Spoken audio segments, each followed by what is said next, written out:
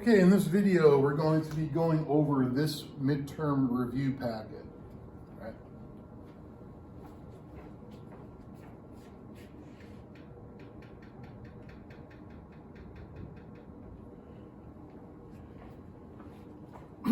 All right, so for some of them, where it's basically just doing a vocab word, I won't really spend too much time going over that. For some of the things might need a little bit longer explanation. I'll do longer explanations for those.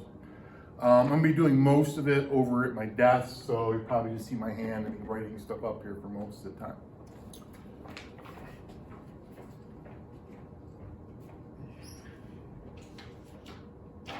All right, so first one, grouping together things based on similar properties is classification. 2, hearing aids, microscopes, telescopes are all examples of instruments. They aid our senses. 3, water's most dense at what temperature? Water's most dense as a liquid at 4 degrees Celsius. That's what makes it unique. Okay? It's most dense as a liquid at 4 degrees Celsius. 4, in which phase do most materials have the greatest density? Most things are most dense as a solid. Number 5, direct comparison to a known standard. Now, a known standard would be something like a meter stick or something like that. That would be a measurement. 6, what kind of relationship is represented by this graph? All right, so it's as time went by, the temperature was decreasing. So we talked about a few different types of relationships: a direct relationship, an inverse relationship, and a cyclic relationship. If time or whatever I measure in my x-axis is going by, what I'm measuring in my y-axis is decreasing, that is called an inverse relationship. All right, a direct relationship would be a graph that's going up. A cyclic relationship would be one that's going up and down like that. All right, so that is inverse. 7, the seasons, the tides, the moon's phases, day and night, are all this kind of change because they can repeat themselves. They are cyclic changes. Cyclic changes are easily predictable because they repeat themselves. 8, when changes take place on a small scale, the overall situation remains the same, that is called a dynamic equilibrium. Dynamic equilibrium. Next page. Number 9, the boundary between two regions with different properties is called an interface, right? So that might be where the water meets the air, or something like that, or where the land meets the water, something like that. Two regions, different properties that meet each other at an interface. 10, the true shape of the Earth. Remember, the Earth is not a perfect sphere. The true shape of the Earth is a shape we call an oblate spheroid. And what that means is the Earth's shape is slightly flat. Right? 11, in diagram to the right represents the true shape of the Earth. Which line would be longer, the dotted line or the dashed line? So remember, the Earth is slightly flat in that way and is slightly bulging that way. So that the question is, which line would be longer? Well, if the Earth is flat in this way and bulging that way, the dotted line right there would be longer. Right? 12, is there more gravity at the equator or at the poles? Well, the thing that determines gravity is how close you are to the center of mass. If the Earth is flatter this way and bulging that way, I'm going to be closer to the center of the Earth at the poles, therefore there'll be more gravity there. So there's more gravity at the poles. 13, how many degrees of longitude does the Earth rotate each hour? Well, the Earth, there's 360 degrees in a circle, and the Earth rotates once every 24 hours. So 360 degrees divided by 24 hours is 15 degrees. Right? So it rotates 15 degrees per hour. 14. Can you use Polaris to find your latitude or your longitude? You use Polaris to find your latitude, which means you can use it to find out how far north you are. Whatever the altitude of Polaris is, that's your latitude. So if I was right there and I looked up and I saw Polaris at a 20-degree angle, what that would mean is that I'm at 20 degrees north latitude. So whatever the angle Polaris is in the sky, that's your latitude in the northern hemisphere. Now this only works in the northern hemisphere because you can't see Polaris in the southern hemisphere, but they can basically do the same thing with other stars. 15, lines connecting points of equal value are called isolines.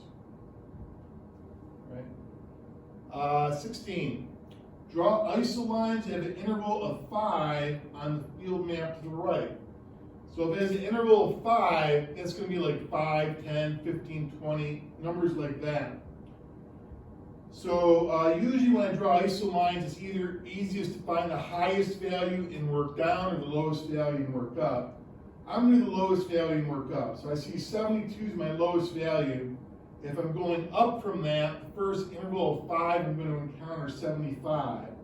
So I'm going to draw a line connecting all the 75. So there's the 75, 75, 75. Now the line just can't stop there. The line has to go off the side of the map. So everything on that line is exactly 75. Everything on this side is greater. Everything on this side is less. My next interval multiple of 5 would be 80. So here's an 80 right there. There's 77, there's 83. I know 80 goes between those two.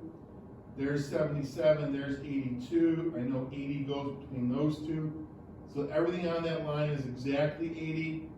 Everything on this side is less than 80. Everything on this side is greater than 80. Now the next one I would draw is an 85. I don't see any 85s on there, but I can still draw an 85 line, because if that's 84 and that's 86, 85 has to be in there. If that's 84 and 87, 85 has to be in there. If that's 83 and that's 87, 85 would have to be between them. 85 would have to be between these guys. So there's my 85 line. It's separating everything that's less than 85, everything that's greater than 85. And notice my lines are for the most part running parallel to each other. They absolutely cannot crisscross. If they crisscross, I know automatically I did something wrong. Okay.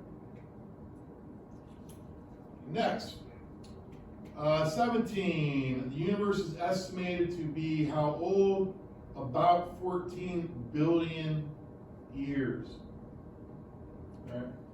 Is the universe currently expanding or contracting? Well, we had the big bang.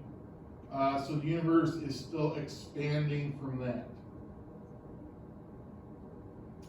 A system of billions of stars is called a galaxy, right? Like Milky Way galaxy and so forth.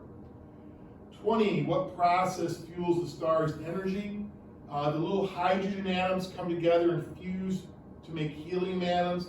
That is the process of fusion, and that's where stars get their energy from. 21, 2 pieces of evidence that there was a giant explosion or Big Bang that created our own current universe is cosmic background radiation and redshift, or it's sometimes called the Doppler effect. What the redshift is when you look at the light from other galaxies, the light is basically a little bit redder than it should be. What that tells us then is that that light source is moving away from us. And if all those light sources are moving away from us, that means there must have been a big explosion where everything starts spreading out. All right. 22, when a supergiant star explodes, it creates a supernova. The Milky Way is a spiral galaxy. We're located about 2/3 out in one of the arms of the Milky Way galaxy. 24, the name of the only star in the sky that does not appear to move during the night, that is Polaris. And that's why we're able to use Polaris to navigate, because Polaris stays in one spot. The reason why it looks like it stays in one spot is it's directly above the North Pole currently. 25, what are the only 2 days of the year for which the sun follows path A? So with path A, it's rising directly in the east and setting directly in the west. The 2 days it does that is the first day of spring, which is usually March 21st, and the first day of fall, which is usually September 23rd. How often is the sun directly overhead in Phelps, New York? 0 times. The sun never gets directly overhead in New York State or anywhere above 23.5 degrees north. The only place the sun never gets directly overhead is if you're near the equator. All right, 27. Which position in the diagram on the right represents the position of the new moon? The new moon is when you're looking at the moon and you just see the black part of it. If I'm on the Earth and the moon's in that position and I'm looking at it, it's just the black part of the moon facing me. So G would be the new moon. 28. About how long would it take for the moon to move from A to C? Well, it takes about a month to go all the way around. So it's about 4 weeks to go all the way around. So if I'm going from A to C, that's a quarter of the way around. So it would take about a week, or you could say about 7 days. 29, which position of the moon would create the higher tides on the Earth, at C or E? You get the highest tides when the sun, the Earth, and the moon are all lined up in a straight line. So you have really big tides at C or G. If the moon is at a perpendicular to where the sun is, like that, or is like that, your tides aren't that high. So I'll get higher high tides at C. 30, which position would the moon look like this? Where it's mostly black on the right with a sliver of light on the left. You have to envision yourself being like right here. And if I'm looking this way, I'm going to see mostly black on the right with a little sliver of light on the left. So that would be F.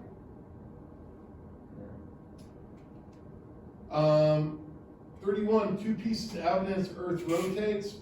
One is the Foucault Pendulum. That's where a pendulum looks like it changes direction during the course of the day.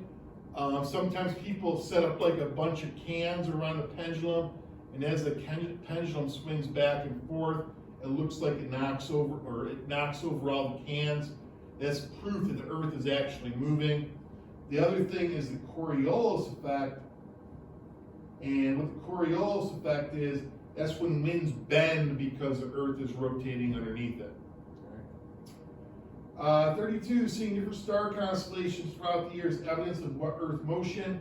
That is evidence that the Earth is revolving, or is evidence of revolution, right? Because like during one time of the year, I'd see stars that over here, but I won't be able to see stars over there because the sun's in the way. Then 6 months later, when I'm over here, I can see these stars now, but I won't be able to see the ones over here because the sun's in the way. 33, which position represents the summer for the northern hemisphere? That would be A, because the North Pole's tilted towards the sun, so most of the sun's rays are hitting places in the northern hemisphere.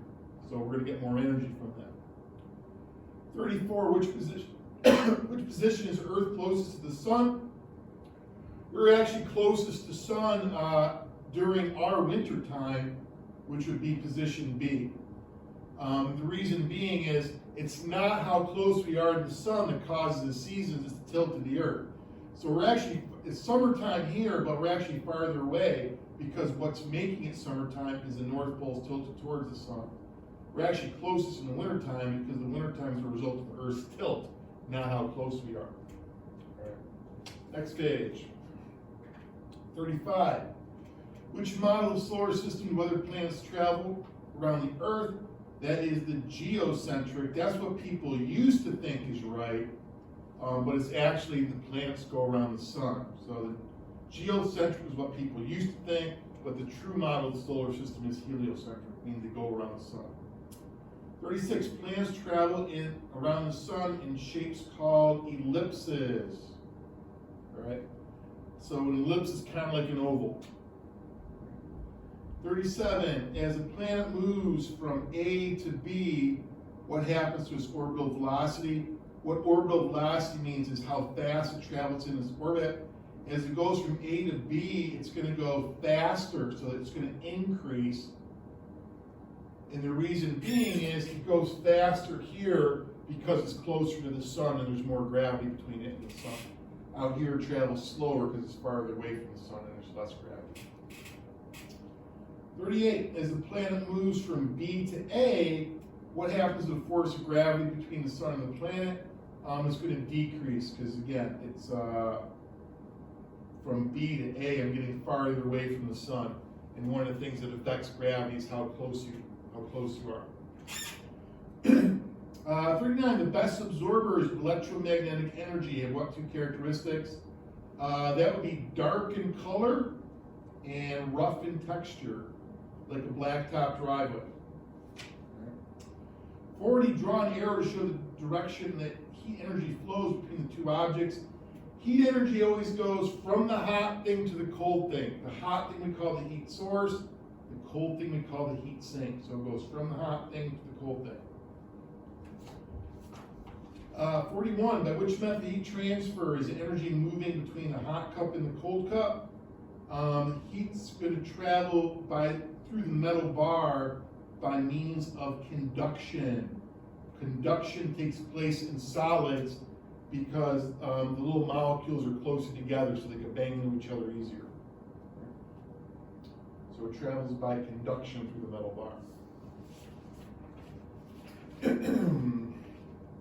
Okay, 42. Draw arrows to show how the water would move in the beaker. Well, above the flame, the water is going to get warmer and become less dense and rise. Away from the flame, it's cooler and more dense and it sinks. So you get this circular motion taking place like that. Which method heat transfer is taking place?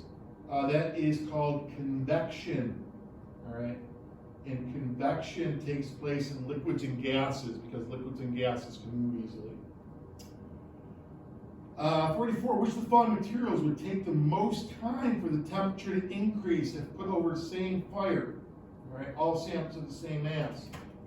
All right, well, this one is a reference table question, and it has to do with their specific heats. This is how much energy it takes for the temperature of something to go up, these materials. And what you can see is, with liquid water, it takes a lot of energy to make liquid water go up 1 degree, while something like lead, I only have to add a little bit of energy to make the temperature go up. So of those four things, lead, copper, iron, and granite, the question is, which would take the most time for the temperature to increase? What I'm looking for is the one of those four that has the biggest specific heat.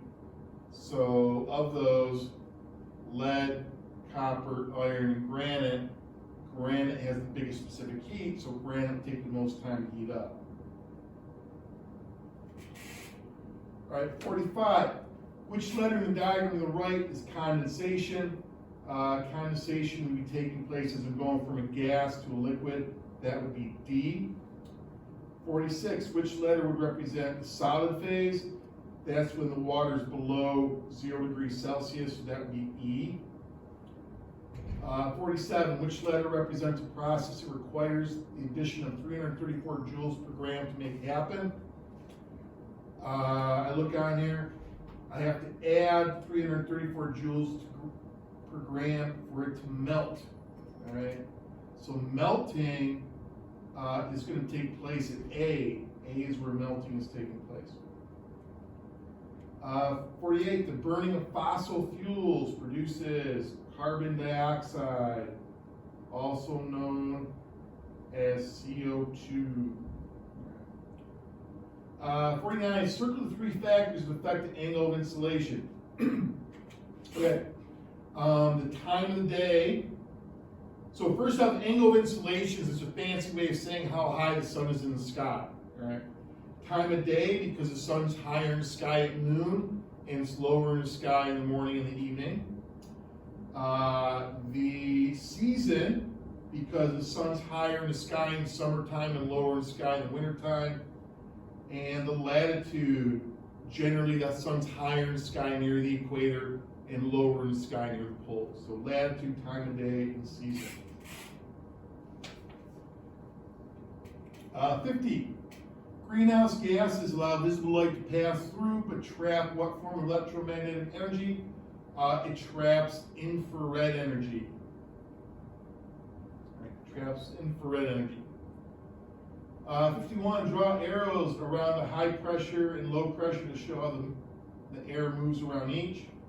Around high pressure, the air is sinking and spreading out. And because of the Coriolis effect, in the northern hemisphere around highs, they rotate this way. All right? Around low pressure, that's where the air rises. So the air comes together and rises. So the arrows converge. And again, because the Earth rotates, the winds bend. So around low pressure, they go like that. All right? So around high pressure, they diverge and go clockwise. Around low pressure, they converge and go counterclockwise in the northern hemisphere. 52, the device used to measure air pressure is called a barometer. 53, if a storm is approaching, what will happen to the air pressure? The air pressure will decrease because low pressure is bad weather. The lower the pressure, the worse the weather. So like a hurricane has really low air pressure. 54, what's the name of the type of air mass that would form over the Gulf of Mexico? Well, it's over water, so it's maritime, and it's from the south, so it's tropical. So over water from the south, maritime tropical. All right? If it was over land, it'd be continental, and if it was from the north, it'd be polar. This is maritime tropical over water from the south. 55, what kind of weather would you get with an MP air mass that's maritime polar? Maritime means it forms over water, so it's going to be wet. Polar means it comes from the north, so it's going to be cold. So wet and cold air mass. 56, draw the proper front symbols on the two fronts. Cold air going into warm air is a cold front. The symbol for a cold front is the little triangles, and since the front's moving that way, the little triangles would go on that side. Right here, I got warm air going into cold air. Warm air going into cold air is a warm front. The symbol for a warm front is a little half circles, and since the front's moving that way, I would put the little half circles on this side. So it would look like that. Okay. Now, if your map's in color, cold fronts are blue and warm fronts are red. Next page. 57, if the dew point temperature is dropping, what's happening to the amount of moisture? High dew points mean there's lots of water in the air. Low dew points means there's less water in the air. So if the dew point is dropping, the amount of moisture is decreasing. 58, what side of the high pressure system is experiencing the strongest wind speeds? These lines are isobars, and I'm going to get the highest wind speed where the isobars are close together. So like right over here is where the wind speed is going to be fastest, and if that way's north, I'd say that's on the northeast side. The northeast side is where the wind's fastest because the lines are closest together. 59, which side of the mountain is experiencing wet weather? Wherever the air rises, that's where it's going to be wet weather. So over here on the A side, it's going to be wet because the air is rising there. Lastly, 60 says construct a profile along the line XY. So what I want to do, excuse me, is basically what I'm concerned about is any spot where a contour line crosses that line XY. So these are the points I'm concerned about right there.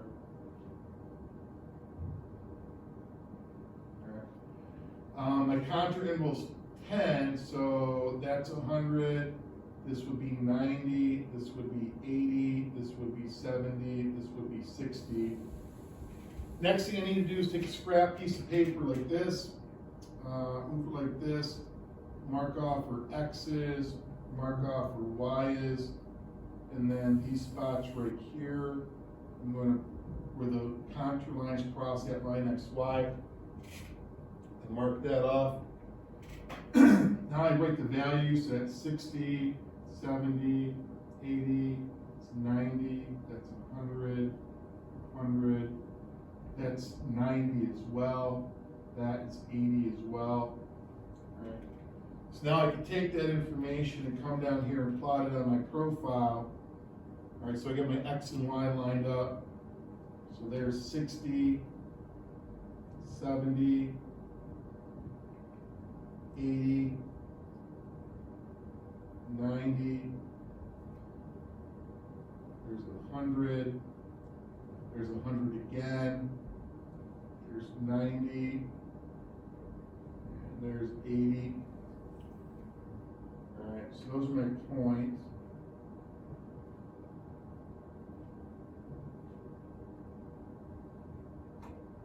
All right. Next, I want to draw a line connecting them. So I just do it freehand, not the straight edge.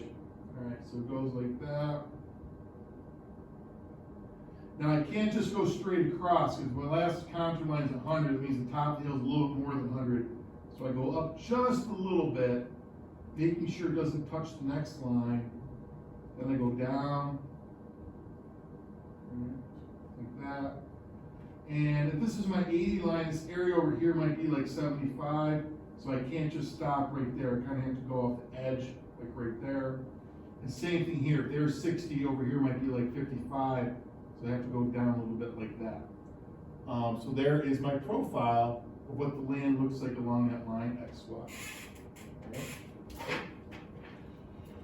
Okay.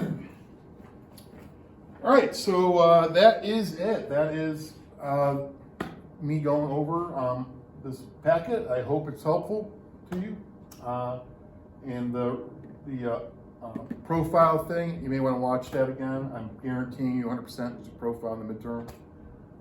But that's it. So good luck.